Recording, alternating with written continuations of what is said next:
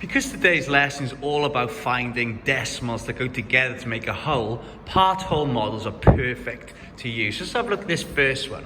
So we've got to decide 0.3 plus something makes 1 or makes 1 whole. So I'm going to use 100 square to have a look at this because I know that 3/10 is the same thing as 3 rows. So this paper is worth 1 whole and every square is 100th and every row is 1/10. So I've got 3 rows, which means there are 7 rows left. So 0.3 and 0.7 come together to make 1 whole.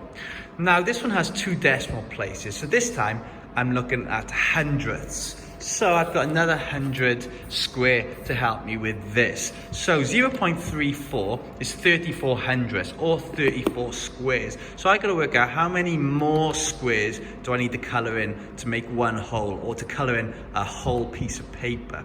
Well, there are 66 squares left to colour in. So that means a 0.3 and 0.34 and 0.66 go together to make 1 whole. Now this one's a little bit different because I need to make 2 instead of 1.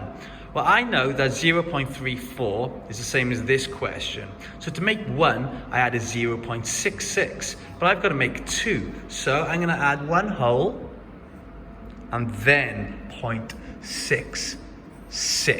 That shows me that 1.66 plus 0.34 makes 2. Just like 166 add 34 would make 200, but we're dealing with decimals and hundredths instead.